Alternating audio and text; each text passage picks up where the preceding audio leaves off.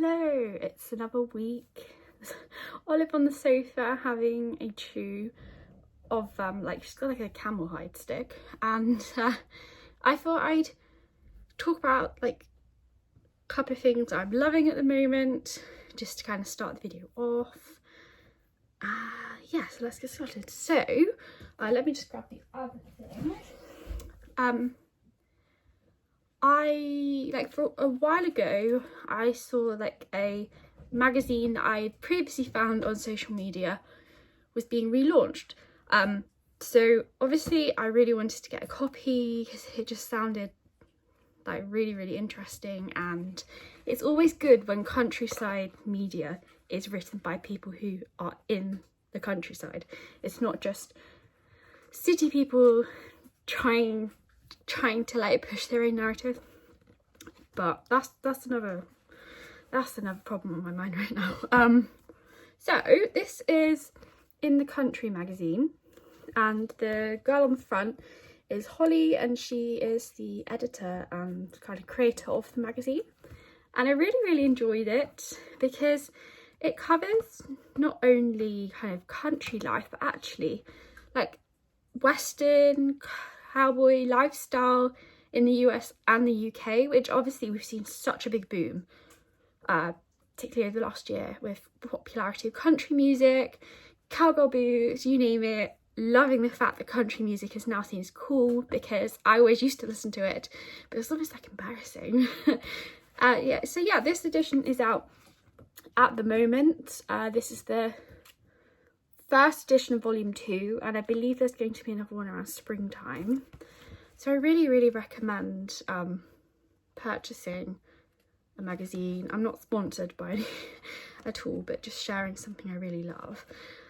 So I'll put the link below for that. And also, Holly is very clever. She has also written her first book and self-published it, and it's called A Search of Kind. So if you like horses, romance, cowboys, like that kind of vibe, this is definitely the book for you. And this is going to be part of a free book series, so please get writing the second one because I've already read this. But yeah, I really recommend it, and it's nice to kind of have like loads of detail as well in it, like all things horsey, countryside. It's great. Definitely recommend it. And I'm always in awe of people that write books, because how they can just put like these thoughts in their head into a book, like pages and thousands, tens of thousands of words. I'm just always in awe. Like, I like to think I'm creative, but I am not that creative. So well done, Holly. And moving on to another thing that you would have to be living in a hedge to not know is about at the moment. Jilly Cooper's Rivals. It's now on Disney Plus, and I've watched the whole series. Absolutely love it. It's just, again, it appeals to me so much because it's horses, it's countryside, and I think it was done so well. Yeah, I really loved it. But obviously it kind of only did half the book, and I might need to go back and read this, but the ending of this series I don't remember being in the book, so I think it's a bit of like creativity. But again, I'm really hoping that they're going to bring a second series out to finish the book and maybe delve into polo, jump, mount, like that kind of stuff as well. Yeah, like I really recommend it. Absolutely loved it. The sex scenes were quite cringe, but I guess it's like, it's kind of the essence of Jilly Cooper, like naughty countryside romps. So yeah, I love it. What I do not recommend though is Aldi's own version of, I think it's Jam Shed Malbec. It's 12.5% alcohol, but I genuinely think they forgot to put the alcohol in it, because it just tastes a bit like, I don't know, like fake wine. It's weird, so don't buy it. Just going to decant the Bramble whiskey into bottles. We'll see how I can get through this without being disturbed by trick-or-treaters. Like, the Bramble whiskey is looking pretty much done, and I need the berries next week anyway. So I'll just show you kind of how I do it. So I've got a jug, I've got like a really fine sieve thing, mix for jam, and then literally just pouring it through the sieve just to catch any kind of big bits. I put it in the jug because it's so much easier to get it back in the bottle. It smells amazing.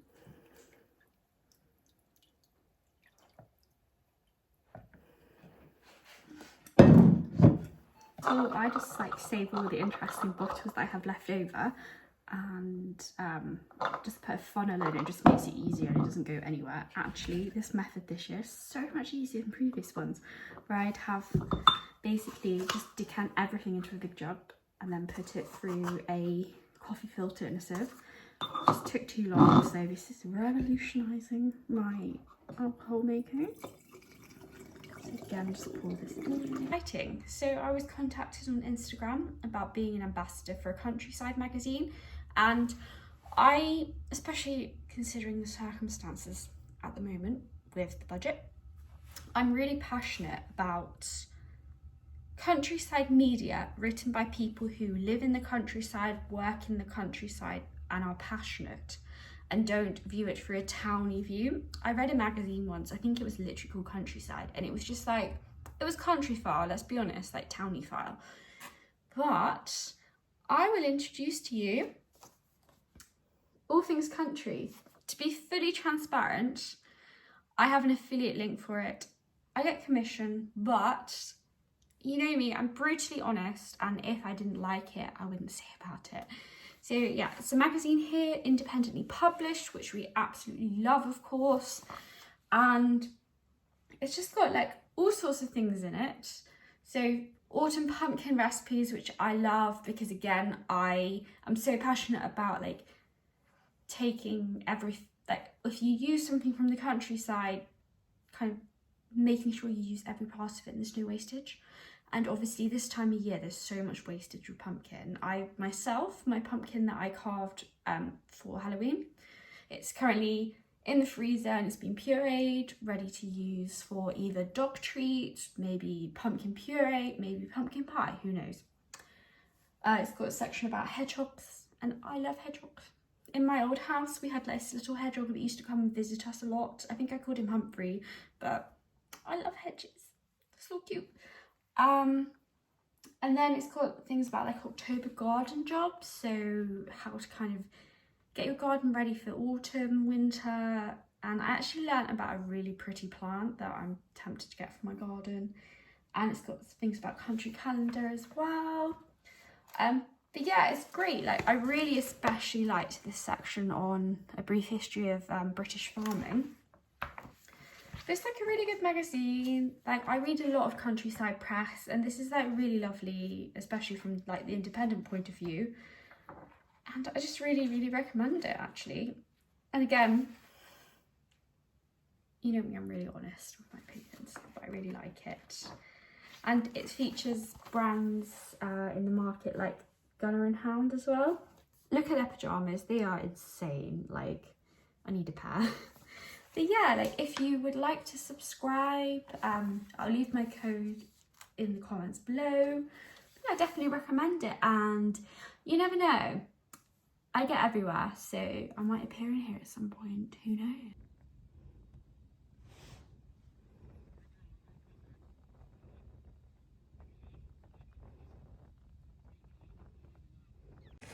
Just got about 8 pheasants, oh hello Amber, to sort out.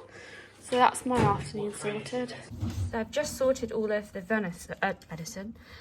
pheasant, and it's really nice because basically I have a freezer full of wild meat at the moment. My venison delivery came today, so we've got venison and wild mushroom sausages, and it's Chinese water deer. Like I love the fact that at this particular like venison place you can pick which species you'd like. So I've kind of cut up, breasted the pheasant, got it in bags, just popping it in the freezer. My aim is to get as much as I can this season, because then usually there's enough to kind of last us a couple of months after the season. I also try and use as much of like everything off the bird as possible. So I've collected some pheasant feathers, there's some like cockbird tail feathers, kind of smaller little hen feathers. Small ones I'm going to incorporate into my gift wrapping this year and have it like as a little decoration with a bow. And then tail feathers are always useful to have. I mean, you can decorate anything with them.